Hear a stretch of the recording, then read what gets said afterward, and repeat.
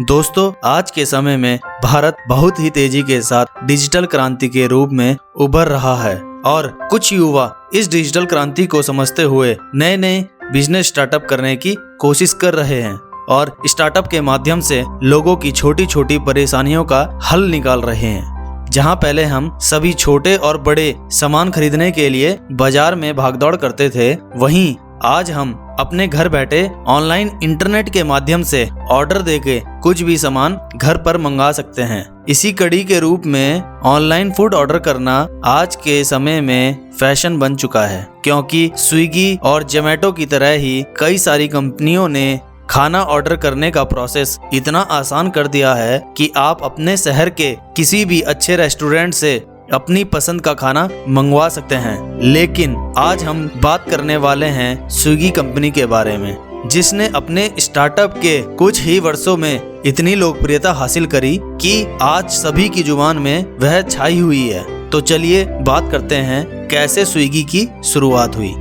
इस कहानी की शुरुआत होती है श्री हर्षा मजेटी और नंदन रेड्डी से, जो कि दोनों दोस्त हैं और दोनों ने बिट्स पिलानी से इंजीनियरिंग की पढ़ाई पूरी की। इंजीनियरिंग की पढ़ाई पूरी करने के बाद श्री हर्षा ने IIM कोलकाता से मैनेजमेंट की डिग्री प्राप्त की और लंदन के एक बैंक में नौकरी ज्वाइन कर ली। लेकिन नौकरी में उन्हें ज्यादा इंटरेस्ट नहीं होने की वजह से उन्होंने 1 वर्ष बाद ही नौकरी छोड़ दी और नंदन रेड्डी के साथ बिजनेस स्टार्टअप के बारे में अलग अलग आइडिया में डिस्कशन करने लगे। डिस्कशन के अलग अलग आइडिया के बीच में उन्हें लॉजिस्टिक कंपनी बनाने का आइडिया आया, जिसके बाद दोनों ने मिलकर लॉजिस्टिक कंपनी बंडल की शुरुआत की। इस कंपनी में शुरुआत से ही उन्हें कई तरह की परेशानियों का सामना करना पड़ा, जिसके कारण यह स्टार्टअप ज्यादा दिनों तक नहीं चल सका और फेल हो गया, जिससे 2014 में उन्होंने इस कंपनी को बंद करने का फैसला किया।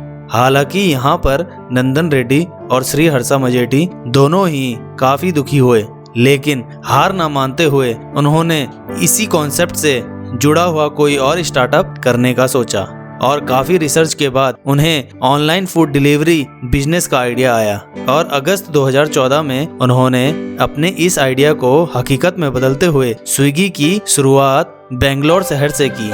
हालांकि वह अपनी पुरानी गलतियों को दोहराना नहीं चाहते थे, इसलिए उन्होंने इस बिजनेस को बहुत ही बारीकियों से समझा, जिसके बाद उन्हें इस काम में एक टेक्निकल बंदे की जरूरत पड़ी जो कि कोडिंग का काम अच्छी तरह से कर सके। तब उनकी मुलाकात हुई राहुल जामिनी से, जिन्होंने IIT खड़गपुर से इंजीनियरिंग की हुई थी और राहुल को उन्होंने अपनी टीम में शामिल कर लिया।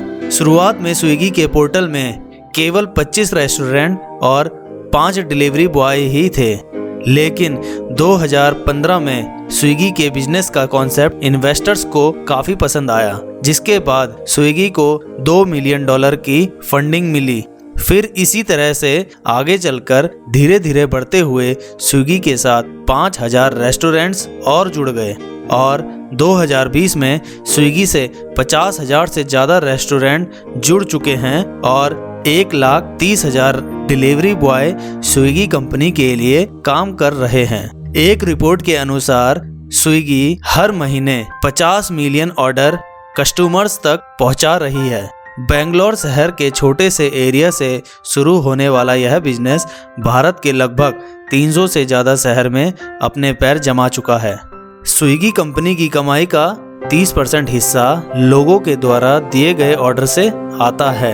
इसके साथ ही स्विगी रेस्टोरेंट से अपना कमीशन और होम डिलीवरी चार्ज वसूल करता है, जिससे स्विगी को दोनों तरफ से आमदनी होती है। इसके अलावा एडवर्टाइजिंग से भी स्विगी को अच्छा रेवेन्यू मिलता है।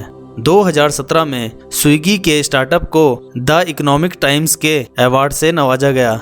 साथ ही 2017 की फोर्ब्स मैगजीन में स्विगी का नाम फोर्ब्स 30 की सूची में भी आ चुका है। दोस्तों, सफलता एकदम नहीं मिलती है, उसके लिए धैर्य के साथ साथ कड़ी मेहनत करनी पड़ती है। जिस तरह से श्री हर्षा मजेटी, नंदन रेड्डी और राहुल जामनी तीनों ने अपनी असफलताओं से सीख लेते हुए आगे बढ़े और मिलकर स्विगी स्टार्टअप को सफल बनाया। आपका बहुमूल्य समय देने के लिए बहुत बहुत धन्यवाद। आपको यह कहानी कैसी लगी हमें कमेंट करके ज़रूर बताएं। आपको यह कहानी अच्छी लगी हो तो लाइक, शेयर और सब्सक्राइब करें हमारे YouTube चैनल को।